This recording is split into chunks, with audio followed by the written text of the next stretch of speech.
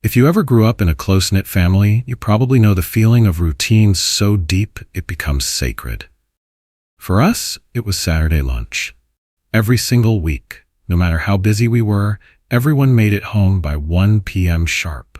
Mom would be fussing over the roast, Dad would sneak sips of his too-strong coffee while flipping through art magazines, and Lily, our youngest, would play indie music way too loud upstairs before finally coming down in her socks.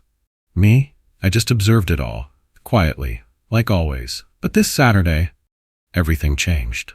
Alex, my older brother, walked in with this strange energy. You know that electric charge some people have when they're holding in something big? That was him. We all sat down. Roast beef, mashed potatoes, Dad's terrible cornbread, everything felt comfortingly familiar. But then, Alex cleared his throat. "I'm getting married," he said. Mom dropped her fork. "What?" Dad blinked, smiling as if unsure whether to laugh yet. Lily, without missing a beat, asked, "Wait, is she pregnant?" Alex chuckled. "No, Lily, not everything's a shotgun wedding." "So where are you two planning to live?" I asked, trying to keep my voice even. Alex looked at me. "Here, actually. I want us to stay here for a while, at least until we figure things out." There was a pause. Dad looked at Mom. Mom blinked a few times, then smiled. "Well, we'll need to make space. When do we meet her?" "Tomorrow," Alex said. "She's coming over." That night, I couldn't sleep. Something about it didn't sit right with me. Alex had never even mentioned a serious girlfriend, let alone one he was ready to marry. But nobody else seemed worried. Everyone acted like this was just another blessing dropped into our creative, happy family. Then came Sunday. I heard a car door slam and peeked through my window. And there she was, Emily. She was stunning. Not the magazine kind of stunning, but the type of beautiful that makes you feel like she's already a part of some important memory. Auburn hair, soft laugh, eyes so blue they looked painted on. And the weirdest thing? My mom greeted her like an old friend. "Emily," she beamed, "you're finally here." Finally? My eyebrows raised. Had they met before? Dad, who usually avoided compliments like the plague, said, "Alex told us you're an actress. I can see it." Even Lily, skeptical and sarcastic Lily, grabbed Emily's hand and whisked her off to show her something upstairs. Probably her comics. Then it happened. She looked at me. Her gaze landed like a soft whisper, unexpected but impossible to ignore. Her lashes were long and dark, framing those almost too blue eyes, and for half a second, I forgot to breathe. I don't think she even meant it. She just looked, and it hit me. Alex was beaming. He looked like a man who just won the lottery and couldn't wait to tell the world. That day, the house didn't feel like our house anymore. The air had changed. Brighter, warmer, louder. Emily laughed like a bell, and that laugh echoed in the hallways for weeks. After the wedding, which was small and strangely perfect, they moved into the guest room across from mine.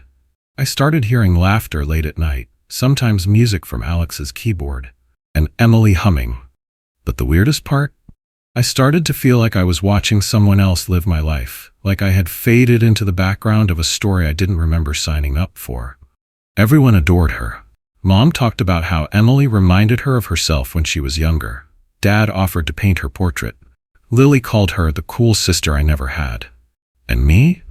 I just watched and waited, because something in my gut still whispered, "This is too perfect, and perfect things? They always come with a crack." The house felt different now. Warmer in some ways, louder in others, and always buzzing with some kind of energy. Emily had this way of filling every room, not in a loud, obnoxious way, but with presence. She could be sitting silently reading a script, and somehow everyone still gravitated toward her. Alex seemed happier than I'd ever seen him. He was balancing architecture, late-night gigs, and married life like it was second nature. Mom joked that Emily had tuned his frequency, and for once Alex didn't mind being teased. I tried. I really did. I smiled when Emily laughed. I nodded when Alex played new songs he wrote for her. I even liked some of her little quirks, like how she always carried peppermint gum and would offer it without asking. But something still itched in the back of my mind. That annoying, silent tension that wouldn't let go.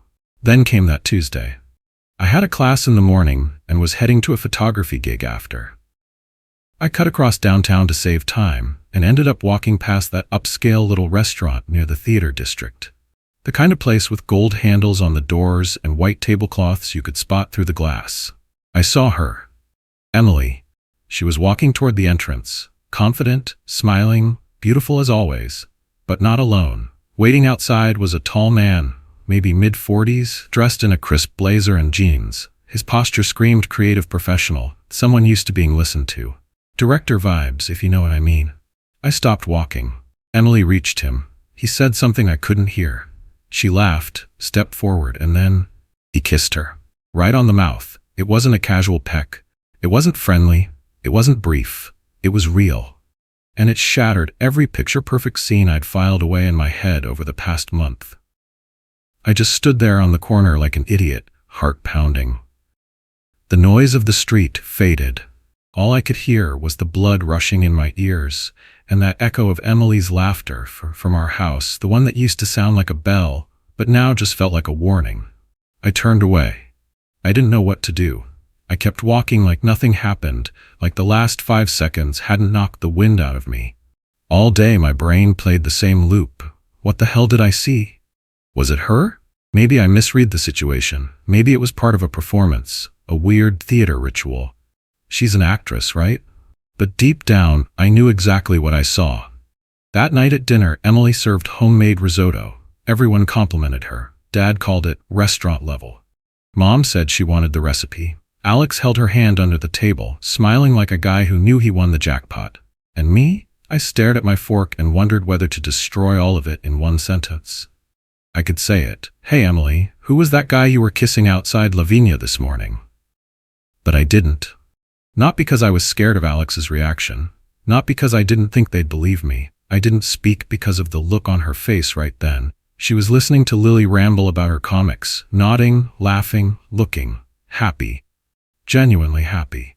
What if I was wrong? What if that moment outside the restaurant wasn't what it looked like? What if I broke this entire family's rhythm over something I misunderstood? I kept quiet. Emily turned to me then. Hey Daniel, she said softly. You're good with a camera, right? I looked up. She smiled. We need a photographer at the theater. Our guy just quit. You interested? I blinked. You want me? She nodded. Your Instagram's full of insane shots. You've got a great eye, and I think you'd love the energy backstage. Alex chimed in. Man, you should do it. That's your world. The entire table turned to me. Mom smiled. Dad raised his glass. Lily gave me a little eyebrow raise like she didn't see it coming either. And there I was, once again, standing in the middle of someone else's story, being offered a role I didn't audition for. Yeah, I said slowly, not quite sure why. I'll think about it. Emily grinned. Don't think too long. Later that night, I lay in bed staring at the ceiling, thinking about the kiss, the man, the theater, and Emily's eyes when she smiled. Was she playing all of us? Or just me? I showed up to the theater the next morning with a camera bag and a head full of doubt. The place looked exactly how I imagined it would. Red brick exterior, peeling paint near the doorway, flyers of past shows taped across the windows like faded memories. Inside, though, it was alive, buzzing, costumes everywhere, voices echoing off walls, movement, emotion, chaos that somehow made sense. Emily greeted me near the green room. She looked completely different here, not just in clothes, but in energy, like she belonged in that chaos. She wore black jeans, a loose t-shirt with Act 2 Begin Again printed in script, and her hair was tied back in a way that made her eyes stand out even more. Hey Dan, she said casually, like we'd known each other forever. Glad you made it. Before I could ask anything, a voice called out from behind the stage curtain. Is this the photographer? A man walked out, mid-40s, tall. That same sharp jawline, slight graying at the temples, the man from the restaurant. Him. I froze for a second. Emily noticed. Oh, Daniel, this is Mr. Harris. He's our artistic director. He extended a hand. Thomas Harris, just call me Tom. Heard great things about your work. I shook his hand stiffly, tried to hide the internal chaos. Emily didn't flinch. No awkward glances, no tension. Was this part of the act? Tom gave me a tour. He was charismatic, fast-talking, animated. He didn't walk. He glided like a guy who spent more time on stage than off. Every wall he passed, he touched. Every actor he passed, he encouraged. It was infectious. Then we reached the rehearsal hall. Emily was running lines with another actor, a man in his 20s playing her onstage lover in the next production. They stood only inches apart, tension thick between them. Emily's voice dropped an octave. Her shoulders changed. She became someone else right before my eyes. When the scene ended, Tom clapped. Good, but not good enough. I need to believe you're in love, not just pretending it. He turned to me. Watch this. Tom walked up to Emily, whispered something in her ear, and nodded to the actor. Then, right there, in front of the whole cast and crew, he kissed her. Same way as before. Slow. Intimate. Real. I clenched my fists, but no one reacted. No gasps, no shock, just nods and murmurs like, classic Tom. Emily didn't even flinch. She took a breath, turned to her scene partner, and the two launched into the same lines again. But this time, she was in love. Every cell in her body showed it. Her fingers trembled slightly. Her voice cracked in one line. I believed it. Tom leaned over to me. This is what separates actors from great actors. If they've never felt it, they can't fake it. So I helped them feel it. He wasn't being creepy. He was being methodical. I looked back at Emily. She gave me a little nod, almost like she knew what I'd been thinking all this time. Later, she pulled me aside. You saw us that day outside Lavinia, didn't you? I hesitated. Yeah. I figured. Your energy changed. I swallowed. Are you too? She shook her head. Tom's intense, but no, that's how he teaches. It's his process. He gives us these experiences so we can reflect them on stage. I must have looked skeptical, because she added, It's weird, I know, but it works. And I couldn't argue. What I'd just seen was the most convincing performance I'd ever witnessed, and it wasn't even the real show. She tilted her head. You didn't tell Alex? No. Why? I don't know, I admitted. I guess I wanted to be sure. She smiled, softly. Not flirtatiously, not manipulatively, just, thank you. That day, I took some of the best photos of my life. Shadows on velvet curtains, beams of light hitting dust in the air, moments caught mid-laugh, mid-tear, mid-magic. The theater was alive, and it let me in, and for the first time in years, I felt alive too. When I was younger, I thought talent came like lightning, loud, sudden, obvious. I waited for it, expected it, hoped for it, but it never struck. Alex was the one who walked through life already shining. Lily had her weird little comics that somehow built a fan base of thousands. My parents? Icons. People talked about them at gallery events and publishing parties like they were walking legends. And me? I floated. I painted because everyone else did. I played piano because there was one in the house. I tried, but nothing ever fit. Until the theater. Working there wasn't like any job I'd ever had. I didn't clock in and out. I immersed. I captured. I wandered backstage with my camera slung over my shoulder, catching actors in between characters, lighting crew mid-fix, costume designers threading magic into fabric. People started noticing. Who took that shot of Marcus in the wings? Who did the poster for the winter act? Are these yours, Daniel? They're cinematic. Tom began sending me to shoot portraits. Emily connected me to other theaters, actors, indie directors. Suddenly I was booking weekend gigs, then weekday ones. My Instagram exploded. A photography blog reposted one of my black and white shots with the caption, "Theater through the eyes of someone who actually sees."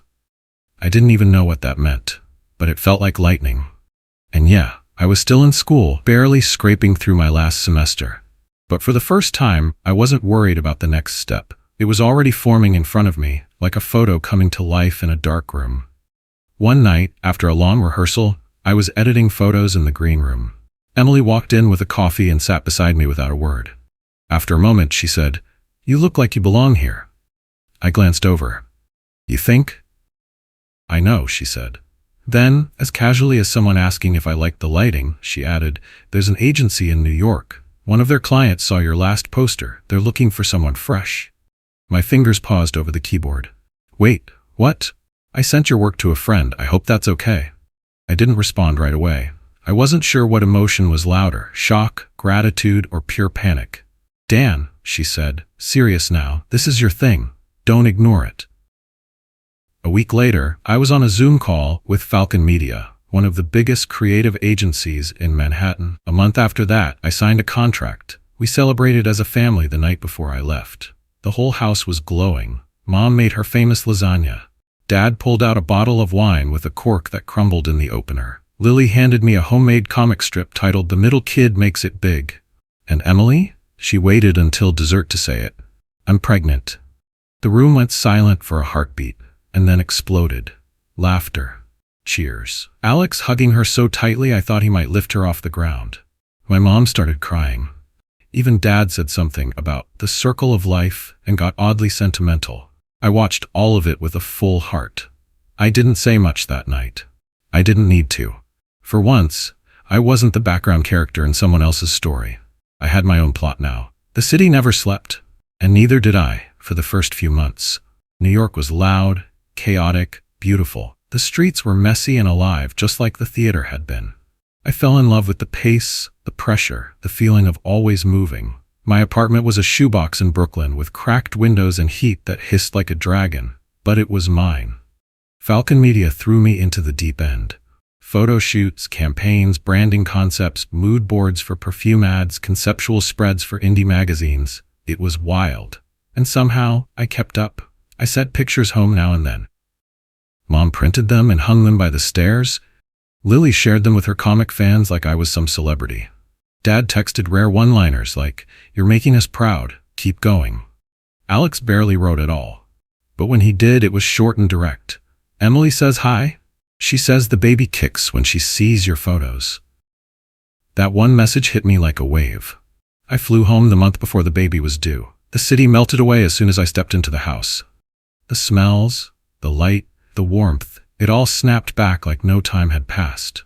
The family had decorated the living room. Balloons, little onesies on a clothesline, and a sign Lily drew that said, "Welcome back, Uncle Dan." Alex looked different, more serious, a little older. Emily looked radiant. Pregnancy suited her. And their laughter, it filled the house the way it used to. But something else had changed too. Me. I wasn't the ghost in the hallway anymore. At dinner, Dad gave a toast. It was simple, classic him, to growth, to love, to figuring it out. We raised our glasses. Then Alex cleared his throat and said something that stuck with me. "Sometimes, people think only the firstborns lead the way. But Dan, you showed me it's never too late to find your path. And to be honest, I think this baby is lucky, because they'll grow up with an uncle who didn't give up on himself." Emily squeezed his hand. Mom wiped her eyes. Even I looked away, pretending to check my drink. The next morning, I packed for the city again. Emily hugged me tightly. "Next time you visit," she whispered, "you'll be holding your niece or nephew." Alex didn't say much, but as I walked to the door, he clapped a hand on my shoulder. "Take care of yourself, bro. Keep showing the world what you see." I left with a heart full of noise, grief and pride and something like peace. As the plane lifted off and the suburbs shrank into clouds, I thought, some people never leave home. Others find it in their rearview mirror and take it with them. 5 years. That's how long it took for life to go from blurry to sharp. I was no longer the middle child who didn't fit. I had my name on campaigns that ran across billboards in Soho. I'd shot celebrities, musicians, dancers in motion. I had a studio, an assistant, even interns who asked for advice like I had all the answers. But the biggest shift? Her. Her name was Claire. We met during a shoot for a dance collective. She wasn't the star of the performance. She was behind the scenes, coordinating rehearsals, calming chaos. She had this quiet focus. And when we talked, it was like hearing your own voice in stereo. Someone who just got it. We fell fast, but not recklessly. It was love built in steady layers. Not fireworks, but warmth that never faded. When I brought her home to meet the family, something strange happened. It was Lily who said it first. "Dan, you do see it, right?" I blinked. "See what?" She pointed between Claire and Emily, who was now chasing her toddler around the living room. Claire looked up and smiled, eyes wide and blue, lashes thick like ink. Her laughter rang out across the room like a familiar melody. And suddenly, it was there. Not identical, but undeniable. The shape of her smile, the way she tilted her head when listening. Even her voice had that soft rise at the end of sentences, like Emily's. I stared, heart racing. Had I copied my brother's choice? Chosen someone who echoed the very person I once suspected of betrayal? Claire noticed me watching her. "Everything okay?" I nodded slowly. "Yeah, just déjà vu." That night, I sat outside on the porch with Alex. He rocked slowly in Dad's old chair, his kid asleep inside. We didn't speak for a while. Then he said, "You know what's weird?" I waited. "I used to think we were all totally different. Like, different paths, different hearts. But lately, I don't know. I think we all carry the same blueprint, just build different versions of it." I nodded. Maybe love is less about who and more about what we recognize. He gave a small laugh. You're getting deep in your 30s, man. We both chuckled. Later that year, Claire and I got married. Simple ceremony, sunset vows. Emily gave a reading. Alex toasted us. My parents cried, again, and I looked at Claire, not as a mirror of someone else, but as the piece I didn't know I'd been missing. The photograph. There's a photo on my wall. It's black and white. 3 generations. My dad painting in his studio, Alex holding his daughter, Lily sketching in the corner. I'm in the center, camera in hand. Claire stands just behind me, one hand on my shoulder. I took it with a timer, and I never retouched it, because it's perfect the way it is. A moment, a memory, a truth. We are shaped by where we come from, but we are defined by who we choose to become.